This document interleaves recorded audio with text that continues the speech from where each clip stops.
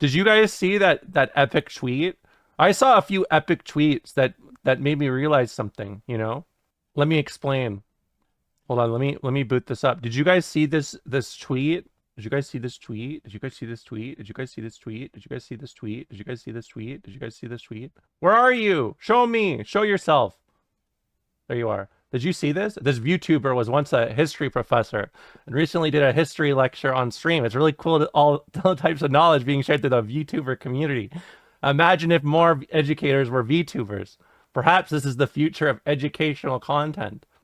Dude, this tweet combined with the one that's like someone should stream a game on purpose, like bad on purpose or something like that. Dude, you know what I've realized? Twitch chat wants me. They love me. That's what I've realized. They love me out here. They love the idea of Romolla, and I'm proud of it. Did you guys know that? I've realized they love me. What's that? I don't want to open that notification. It could be bad. No, I don't want to open it. Hold on. Let me look. Okay, this is what the notification was for. It's, by the way, this is what showed me this. This is what Romolla was before Twitch chat corrupted her like a virus. No, I am a cow lady. If you ever say otherwise, I'm gonna yell at you. And by the way, they're saying you guys corrupted me like a virus. They're saying you're like bacteria and shit. You're like gut bacteria. That's what they said. You know, you guys always blame me. You know, we need to talk about something. You always blame me for bringing your friends and you're like, hey, streamer, you're putting us on the ventilator. What the hell's up with that? But then, like, why stop? You're sending your friends to the slaughter. Who's okay? Let's think about this. Who's worse, the country that sends you to war, or the gun that kills you? Huh? I think it's a little bit of both, but I think we shouldn't be going to war. Do you know what I'm saying? That's just thought. Maybe we shouldn't be going to war. The country. Where is this going? Well, I'm anti-war. Are you saying the stream is a slaughterhouse? No, I'm not saying that. That's actually the opposite of what I'm saying. Well, I guess that is kind of what I'm saying, but I didn't really mean it like that. I didn't really mean it like that. But the point is, yes. Well, whatever. It doesn't. Whatever. I don't care. I don't care. Just if it's not my fault. You know, people saw World War One. You know, back in the day, like they saw World War One, and they're like, we should never do this again. And then people were like, we should do that again. And that's you guys. You're like, we should do that again. But I'm just like, no, let's not do it again. No.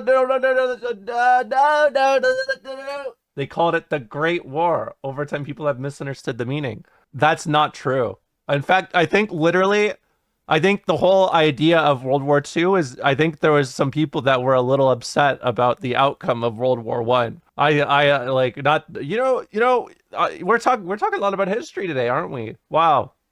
What are you guys trying to do here, huh? Yeah.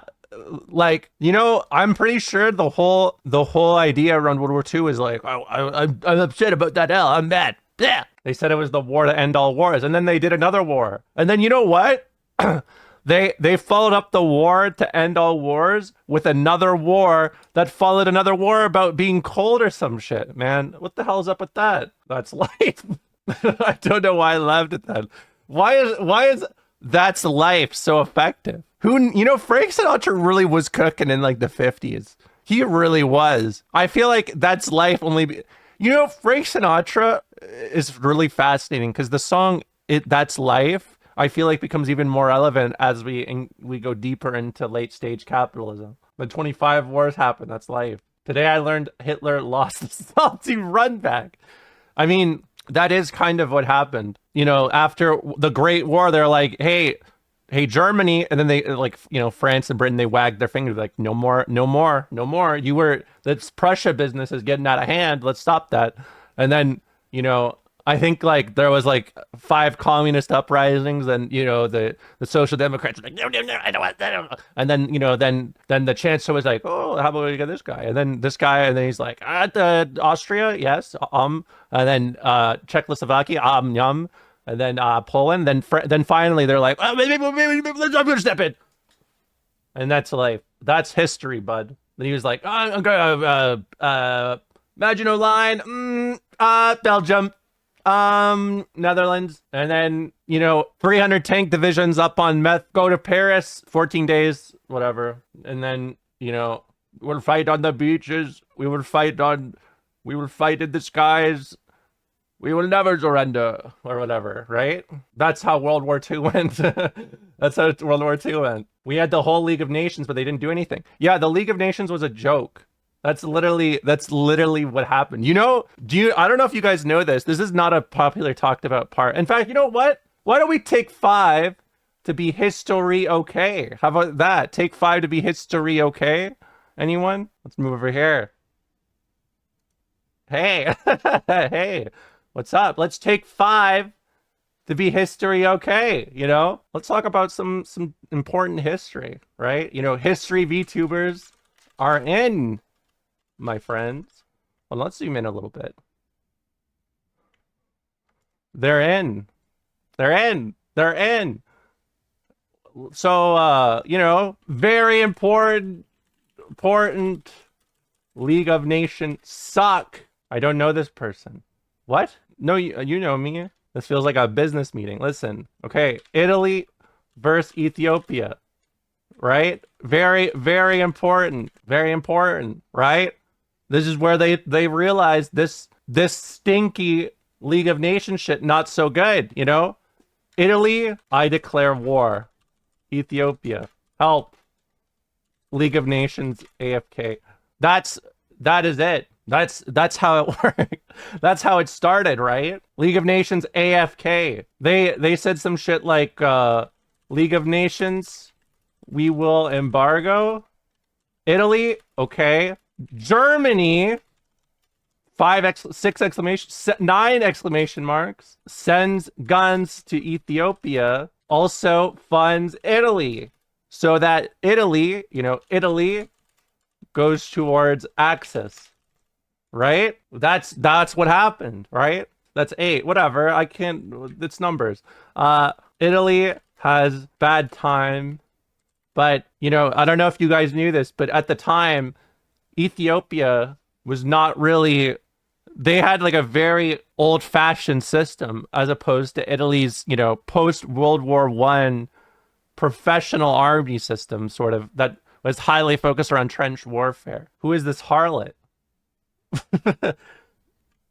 What do you mean? What do you mean, who is this harlot? Hey! Who is this harlot? Pardon me. You know, Italy has bad time, but wins the war anyways. Despite, you know, the whole time, Ethiopia, help! And once again, League of Nations, AFK, right? That's step 1. That's step 1. That's the big event, right? Yeah, Ethiopia team, then League of Nations, AFK. In fact, you may understand now why they call it League of Legends. It's inspired by the League of Nations. It makes a lot of sense now, right? It's just not relevant, not present. I know that will help. I know that'll help. In fact, let me explain to you. I'm gonna use some noise, some audio assistance to help you. So here's what happened, okay? So number 1, Ethiopia. Hey, I think we have this League of Nations, so we don't have another big war, right? Where's my help? And of course, Italy is a white European superpower, so nobody wants to help against them.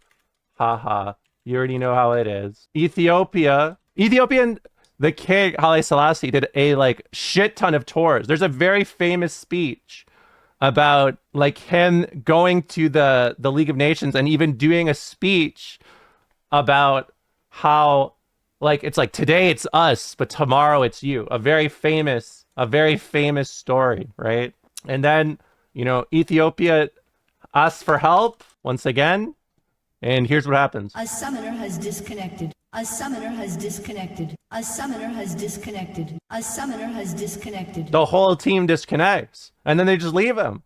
They just leave them there. So Ethiopia gets taken over. That's round 1. Then, you know, there's a little winter war situation, right? We call that the winter war, right? Winter war. Do you guys know about the winter war? Because I sure do.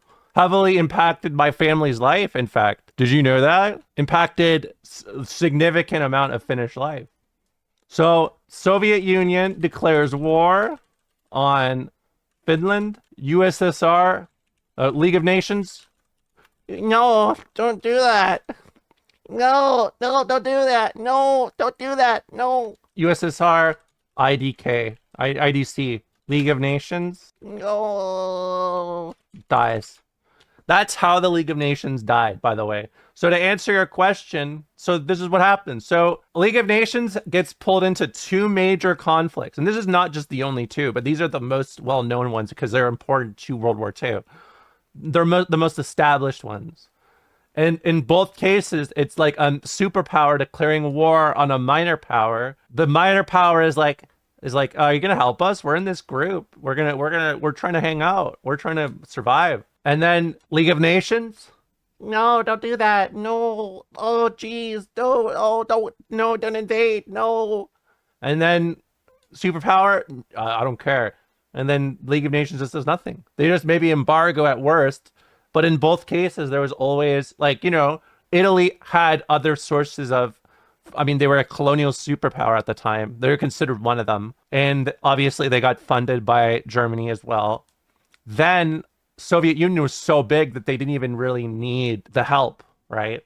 This is actually when people say the League of Nations kind of dies because they just they didn't do anything. Like all confidence was lost, and then that's how after the war they ended up forming the UN, right? Because they're like, oh fuck, we fucked up. We shouldn't have let the superpower do whatever the fuck they want. Now we're in trouble. Oh geez, I guess we'll just make another one, and that's how it worked. So what you're saying is World War II would have never happened if the League of Nations had sent Italy to the boiling. That's not true, but kind of. I don't know about fetishes the League of Nations had. What is that? What is that question? So I'm gonna teach you one more thing before we get back on track to be history 5 okay. Okay. In fact, this is what I was gonna teach you about at first. Okay. This is what I was gonna teach you at first. Baltic girls in the League of Nations. All Baltic girls also got blasted because you know what? The USSR and Germany, they kind of like, curb stomped the Baltics. It's kind of a well-known story multiple times. Because, they were like, wow, we had this revolution, you left and you better come back. And then the Baltics were like, no. And then the US were like, yes. And then they declared war. Teacher, can I? No, you can't. You can shit your pants and you're in my class, you're going to shit your pants and you're going to like it. The Baltics also got curb stomped in the North Crusade. Yeah, I mean, basically, Finland and the Baltics were heavily colonized during the Northern Crusade because they were all pagans, right? Even though like a lot of the time like they were not aggressive pagans to other, at least as far as we know, they were not like Germanic invaders, which by the way, even in Germanic invaders, everyone thinks Germanic invaders, right? Germanic tribes, right? What the heck? Why are you going to Britain? But what happened is why this happened was one, they had being in fucking Sweden, being in cold land, farming not so great. So they need food. Me go get it. That's the goal, right? Even then, it wasn't just like, oh, I go do it for fun. Why not? Fuck it. I'll just go over there. But then eventually when they realized how easy it was, they were like, oh, and then they went there. That's how, yeah, infinite money glitch. That's exactly it. But even then, they didn't do it. Okay, let me tell you something. In fact, speaking of Germanic tribes, Germanic tribes get a lot of hate, even in the English language. In fact, if we look back, I've told this story before, but vandalism, right? Vandalism comes from the term Vandals, which is the Germanic tribe that sacked Rome in the early 400s, right? The reason why this is tied to it is because in the Enlightenment era, a lot of writers would contribute the fall of the Roman Empire to a lot of barbarian, quotations, barbarian tribes that invaded or sacked the empire. When in actuality, it was a lot more complicated. But of course, that's why, even though the Vandals in history, they're monumental for, their impact on the Roman Empire for sure. It has such a heavy term associated with it, right? Vandalism. When, also there were a lot of other tribes that were very noteworthy and actually did more. Oh yeah. In fact, it's so much more than that. So I guess if we keep talking about this, we're talking about the the pre-Empire days, right? The pre-Empire days. Let's talk about the first sack of Rome, right? This is in, I believe it's 390. It's 390 BC. So it was hundreds of years before, right? Hundreds of years before the Vandals sack. I'm gonna reword that because I think that the Vandals sacked Rome. Hey, thanks for the resub, Derptooth. I really appreciate it. Romans had the city of Rome sacked by Cisalpine Gauls. That's right. Those cis fellas are up to it again. Yeah, this one, I was about to say, this one is actually not very well known. This one is a little more, this is hardcore history era, right? This is, most people know about late stage Roman Empire, but a lot of this stuff that I'm about to talk about is actually pretty uncommon because a lot of these notes and a lot of these facts are pretty much, they're all word of mouth, right? They're all word of mouth. This is a lot of stuff that, and this is very important. We'll get to this in a second, right? But this is very early. This is about 200 years into the Republic. So this is about 100, maybe 150 years into the Republic. This is before the Punic War even. So that's why a lot of the time people don't really know it. And this is very important. Gauls in Cisalpine in northern Italy.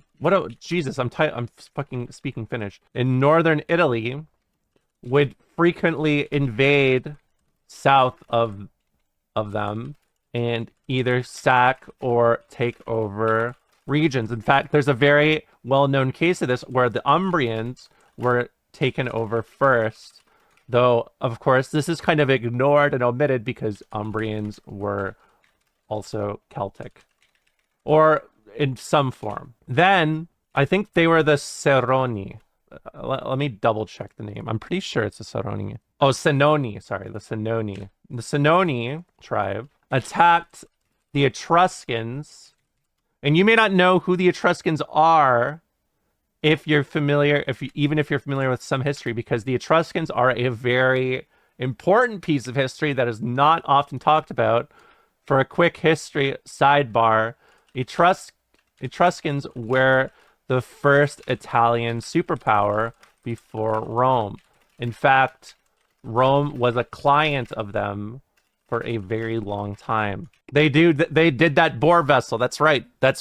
In fact, I think that's how most people know them, is they did that one Boer vessel. And Rome at this point was much more powerful and ended up going to their aid. Of course, Romans definitely preferred the quotations educated Etruscans, who are Italic peoples who were influenced by Greek culture, compared to the Celts, who were considered barbarians and so forth. So they went to their aid, and overall they had shit tons of battles, right? They had over 100 years of wars, right, before then. But the most important one is the Battle of the Alia, right? This is the most important one. I think this is 387 BC. For some context, we don't even really fully know how this happened, but we do know that there was some form of diplomatic issue. Either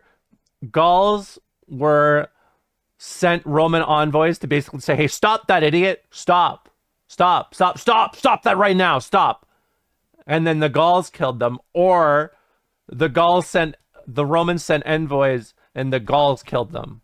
So it's like either way that someone killed the envoys and they ended up getting angry over it. This led to the Battle of Alia, which in turn led to the first sacking of Rome. The battle itself is actually not even that notable, but what happens afterwards is much more important because, of course, again, they end up sacking Rome. They end up sacking Rome. They end up sacking Rome. This sacking of Rome is actually not that important because a lot of what they did was very surface level. They didn't even really damage a lot of the core of Rome. And I don't even believe they went up on the Capitoline Hill, for example. So like there was a good part of Rome that was untouched. However, the effects of it were very significant for one reason, right? Were very significant for one reason. Hey, thanks for the resubs, Bit, man. They're very important for one reason. This sacking of Rome actually involved the Celts damaging almost all their records of Roman history, which means at this point, there's a big difference between history we know and history we don't know for Roman history. And it's almost all the border of that information is basically this time frame, because almost, yeah, they melted their vinyl collection. And after this, they changed how they handled things, and they also were a lot better at keeping details. But that's why a lot of Roman history after this point is well known, but probably most of you didn't even know this happened. And likewise, not many people know about the history of Rome before this event, because, and even with a bunch of outside sources, most people don't even know that this happened, or like what happened to the Roman Republic between 500 BC and like 400 or 300. In fact, this is a very monumental point of history because this also heavily influenced how Rome handled a lot of things, right? In the reign of Augustus, he actually commissioned stories. In fact, you may know this as the Aeneid, right? You guys may know of this as the Aeneid. Do you guys know what that is? To tell the story of Rome from its upbringing, basically.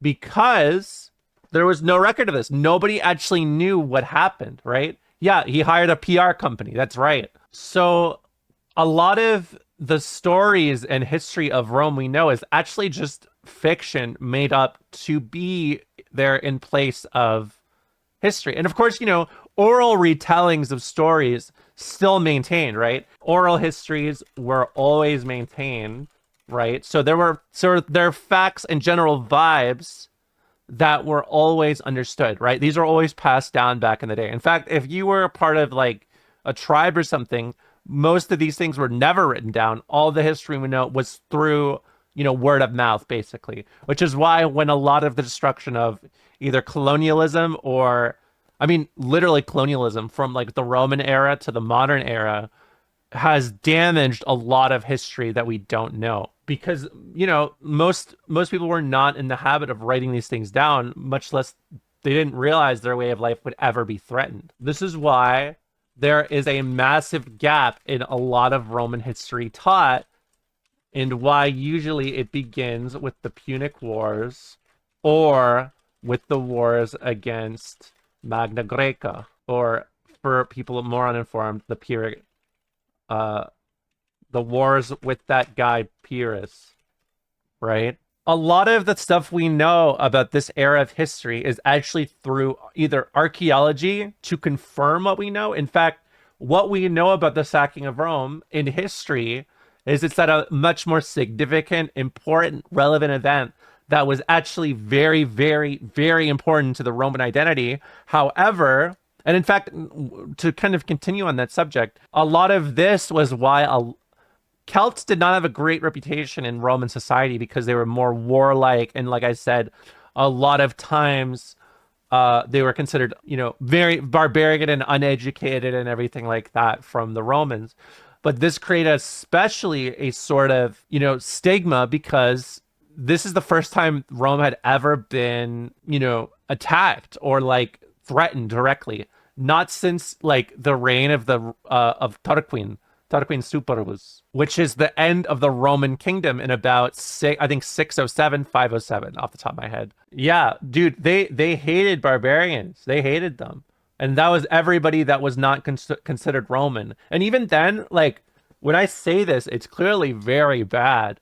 But even for the era, Romans were kind of progressive in that perception, because a lot of things back then were related to, I guess, culture. It was not so cut and dry as, like, you know, there's a lot of separations and things through like identity of how you look or anything like that. But back then, all that really mattered is your culture, right? So like, say a Northern African Roman would be respected as much as, say, you know, someone from Sicily or Magna Greca or anything like that. In fact, there is literally a emperor from an emperor dynasty from northern Africa, or maybe Syria. Sorry, I believe it's Syria. What do they call it off the top of my head?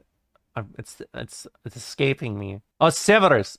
Severus is what it was. Severus, the Severan dynasty. So that was the dynasty before the crisis of the third century. That was because they believed that you could essentially adapt the culture of being Roman, when a lot of places did not engage that thought. So it should tell you a lot also of how they viewed things. However, Celts and on some level, some Germanic tribes were considered much more gross to the Romans because of one, how they lived, but two, also their history with them as warlike tribes. And a lot of their influence from this was, from the Cisalpine Gauls, which they had a lot of wars with. And eventually, obviously Rome did conquer them. And since they were tribes, a lot of them would just like lose a battle or like a significant battle or war. And then they would end up dispersing into a bunch of different tribes or groups. They would end up, maybe at this time, Celts had a huge like presence in modern day like Serbia, modern day Croatia, to a degree, even in like like southern Romania. Like a very large part of Europe had been reined in by it. Turkey was on a much less scale, significantly so, but there was a Celtic tribe there, in fact. So that is true. But yeah, they like it's not wrong to say they stretch from like Spain to Turkey to Anatolia in terms of how much there were. So a lot of the time when they would lose a battle, they would just disperse and go to another group if they survived. And that's why also there's a lot of anti-Gallic sentiment, even going into the Caesarian era when he takes over Gaul. Caesar, and I mean, saying he's progressive for the time is a lie, because he did commit genocide of Gauls, but he did incorporate a lot of Gallic citizenship into the Roman Empire. But this was a lot more complicated. Caesar gave citizenship to Gauls to participate in the Senate, but since Gauls had been enabled by Caesar to be in that point, they were extremely loyal to Caesar. So even though anti-Gallic sentiment was very high in Roman culture and would still be high for years to come, even into like when they had taken over Roman Britain by like, I think most of it had been done by 60 AD, I should say. And of course they still mishandle a lot of Celtic tribes. Yeah, I mean, back then they would just commit genocide and that would be it. But Caesar at least gave something back to them, even though it was directly to benefit him. So it's hard to say he was progressive. Yeah, Caesar actually wrote everything about his experiences in the Gallic Wars, because I mean this is super off topic, so we're gonna get into it in a second. But basically, even though anti-Celtic sentiment was huge throughout the Roman era, and even though like some Celts that adopted Roman culture didn't even fully fit in because of it, like, they would judge them on their eyes or hair, which honestly is a little like, wow, this guy is really, his blue eyes, or he's a Gaul or something. It's a little eyebrow raise emoji. But that's how a lot of the time this sort of thing worked in Roman society, is a leader would take over or empower a minority group, and that's kind of how they got further in the culture, but also that's how they got more normalized. But, it's a large part of why, even though this is such an important part of history, why you may not feel the effects of it in the same way as you may feel like, a lot of Americans hate British people. That's pretty common, right? And a lot of anti-British sentiment does come back to even before the War of Independence. Everyone hates the British. I mean, for good reason. I mean, a lot of people, this pretty much caters to everybody who is under a British colonial regime, which is a lot. I'll never get the anti-French sentiment in the US. Well, it's also kind of associated with that, But yeah, this is something I wanted to talk about in that way, because, this is an important part of history. History VTubers are in, exclamation point, my friends. My friends. Mm-mm-mm. Mm-mm-mm. Mm-mm-mm. Yep. My friends. To kind of continue what you said, Caesar just to talk about this really fast, because I actually am very knowledgeable about the Caesarian era. The context of Caesar's reign, right? Caesar having his little gay diary, right? Caesar having his little gay diary. Why this is important is context. Caesar had been consul. He basically the triumvirate. Let me restart this. I'm gonna make this very fast because I know you guys want that armor core. I know you guys have been waiting for it, right? You guys have been waiting for that armor core. You guys have been waiting for it, right? You guys have been waiting for it. You guys have been waiting for it, right? And I have my free history lesson. Well, I've been doing it for like 40 minutes, right? So context. Caesar was in trouble. He was pretty much what's the term? He had diplomatic immunity until his role in government wore off. So what Caesar did was he engaged in some chunky campaign to stall, like me, his little problems in Rome. In fact, he was not very popular in Rome at this point. Caesar kept a journal of the events of the Gallic Wars, not to maintain history of himself, though maybe to a small degree he did, like for just that reason. The main reason was to have a propaganda piece to go along with his conquest of Gaul. Even though his conquest of Gaul was extremely unpopular at first because it was unjustified. So this was his method of being like, hey, Romans, we be doing sick shit. Look, I took Gaul. Woot. And then, then people saw it and were like, whoa, he took Gaul.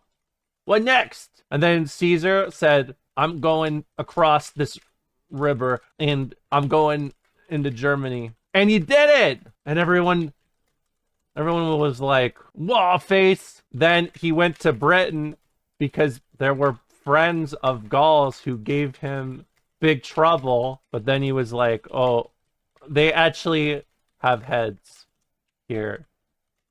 I guess it's okay. Then he left. And he wrote it all down. And people were like, holy smokes, this is legit, bud. And that's basically how Caesar's first incursion, or his last incursion into Gaul before he crossed the Rubicon was. Yeah, back then, just to let you guys know, in this era, it was very common for them to think people were, for example, there was in this era, it was common for Romans to assume that other peoples had some major difference with them. And I don't mean in this way of culture, not culture, but for example, there was a southern, is it Sudanese? I don't know the term to describe it, but a tribe from southern Sudan, or maybe it's just Sudan, that they assumed had no heads for some reason. British fellas, they thought were like swamp monsters. So the fact Caesar also brought back prisoners of war and showed them off blew people's minds. Hey, thanks for the resub, Nyanzaburo. They literally believed people had faces on their chest. Your nips were your eyes, bud. Right? Right? Isn't that wild? To end this off, Caesar had his little gay diary as a propaganda piece to show how important and valid his war was as a way of validating the fact that he dodged being imprisoned and tried and probably killed for many years of abusing his position of power. So he committed some genocide and took over an entire region and said, I guess I'll go on Rome if you don't play my game. And then they didn't play his game, and then he won the war, and then he died. And then Augustus was like, I'm Caesar too. And then the assassins were like, fuck, man. And then they died. And then Augustus was like, I'm actually a god, because Caesar is actually a god. He said he was related to Venus. And then also I'm first citizen, by the way. AKA he is emperor with another name, but he said first citizen because Romans were terrified of being ruled, and so this era of the Roman Empire was referred to as the Princeps era. Yeah, it does sound like 5-year-olds making up powers. This is just Dragon Ball roleplay at the schoolyard. It is. It really is, bud. They're making up fucking Dragon Ball powers in the playground. Princeps. It is pronounced the Latin C is a hard K. So like, you know, Caesar is Kaiser. Princeps is more like it instead of princeps, right? Princeps. Another good example is like, you know, what's his name? What's his fucking name? It starts with a C. He was very famous. Cato, right? Cato is with a card K. I can't remember his name off the top of my head. He was like Augustus's teacher. What is it? He was like a very famous writer, or he was a very, very famous writer. What was his fucking name? No, not Jarma. Kiko, yeah, Cicero. See, Cicero, everyone says Cicero, but how it would actually be pronounced is Cicero if you use the Latin pronunciation, the classical Latin pronunciation, Cicero. In fact, that's something we only know because in history, in writing, they actually wrote down a story about how like this word gets mistaken for another, which would only be possible if the K was like a strong K. By the way, just extra history bit for all the bottoms in my chat. The era that followed the Princeps era was the Dominus era. Dominus was a very separate system of empire, right? A very separate. No, it's not Domino's versus Little Caesars. What the hell? Why would you say that? Dominus was a very separate system of the empire. The Princeps system or title was considered first citizen and to basically be a leading figure in the Republic. By the late Roman Empire, the emperors began to refer to themselves as Dominus, right? Dominus is literally, just as Princeps is first citizen, Dominus is master, like leader or owner. Basically, the separation of it is Princeps, first citizen of the Republic. So you could think of it as upholder of the Republic. Dominus, master of the empire, aka I own you. I rule this.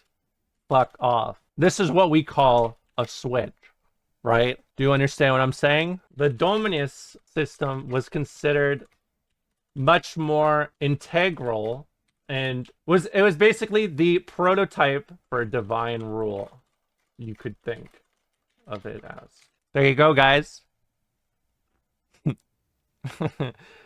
We took 5 to be history okay. Isn't that awesome? Look at that.